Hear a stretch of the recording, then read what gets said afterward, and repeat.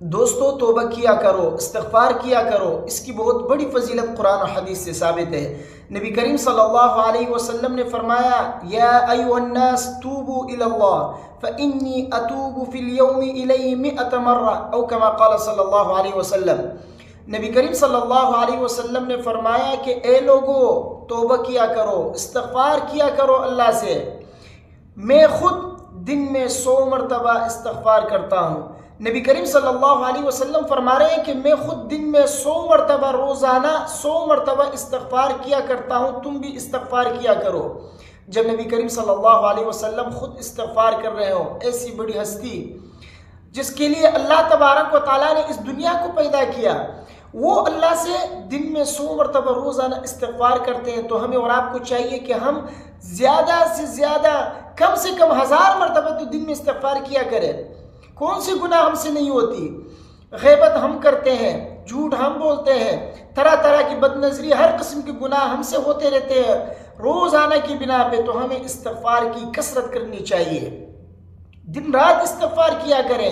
اس سے آپ کو دنیا میں بھی فائدہ ہوگا اور آخرت میں بھی۔ دنیا کے فوائد کیا کیا ہے وہ تو بہت سارے ہیں، میں چند آپ کے سامنے عرض کرتا ہوں۔ سب سے پہلا فائدہ تو یہ ہے کہ آپ کے رزق کا مسئلہ حل ہو جائے گا۔ اللہ تبارک و تعالیٰ آپ کے رزق کی ٹینشن کو دور فرمائیں گے، رزق میں برکت ہوگی، کاروبار میں برکت ہوگی۔ اگر آپ کا کاروبار نہیں چل رہا، آپ پریشان ہیں اس سے، تو آپ جو استغفار شروع کیجئے۔ استغفار کی وجہ سے اللہ تبارک و تعالیٰ آپ کے کاروبار میں جو ہے برکت عطا فرمائیں گے، کاروبار آپ کا چالو ہوگا، کاروبار میں جو ہے اللہ تبارک و تعالیٰ اتنی برکت عطا فرمائیں گے کہ آپ حیران رہ جائیں گے۔ کیونکہ کبھی کبھار جو رزق بندش ہوتی ہے نا، وہ معصیت کی وجہ سے، گناہوں کی وجہ سے بھی ہوتی ہے۔ تو ہم اور آپ سے اکثر گناہ ہوتے رہتے ہیں، یا جانے میں یا انجانے میں گناہ ہوتے رہتے ہیں، جس کا اثر ہمارے رزق کے اوپر پڑتا ہے۔ تو ہم جب استغفار کریں گے، اللہ سے توبہ کریں گے، اخلاص اور پابندی کے ساتھ کریں گے، تو اللہ تبارک و تعالیٰ ہماری رزق کی بندش کو دور فرمائیں گے، اللہ تبارک و تعالیٰ ہمارے رزق کے مسئلے کو حل فرمائیں گے۔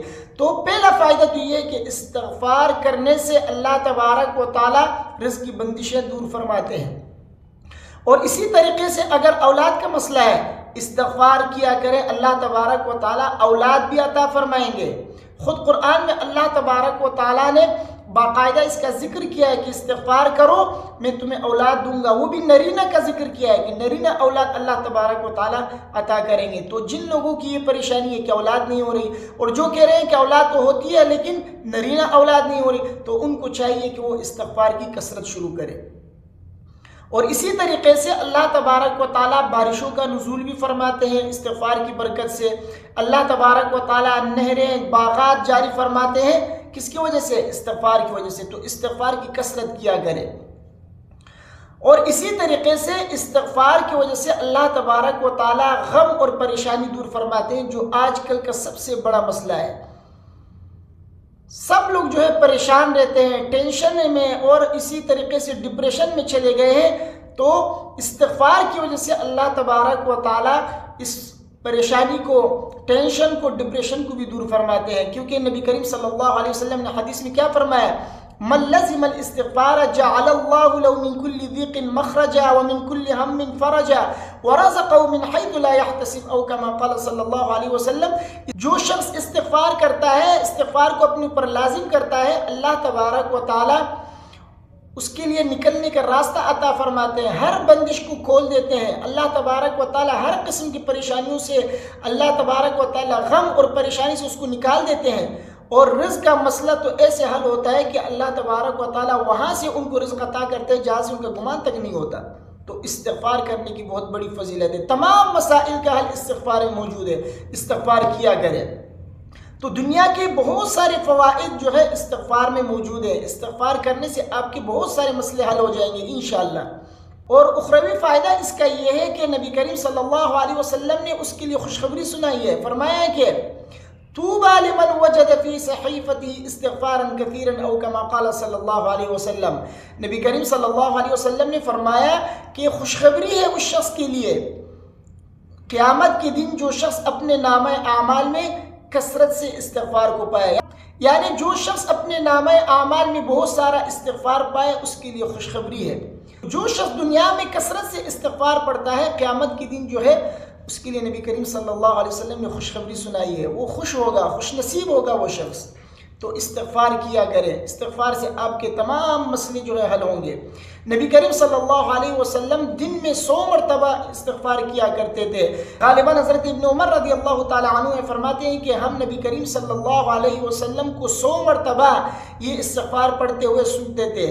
رب اغفر لی وتب علی انک انت التواب الرحیم، رب اغفر لی وتب علی انک انت التواب الرحیم۔ نبی کریم صلی اللہ علیہ وسلم یہ استغفار 100 مرتبہ پڑھتے تھے، ہم سنتے تھے۔ تو ایک ہی مجلس میں نبی کریم صلی اللہ علیہ وسلم یہ استغفار پڑھتے تھے۔ تو صحابی فرماتے ہیں کہ ہم ایک ہی مجلس میں 100 مرتبہ نبی کریم صلی اللہ علیہ وسلم کو رب اغفر لی وتب علی انک انت التواب الرحیم پڑھتے ہوئے سنتے تھے۔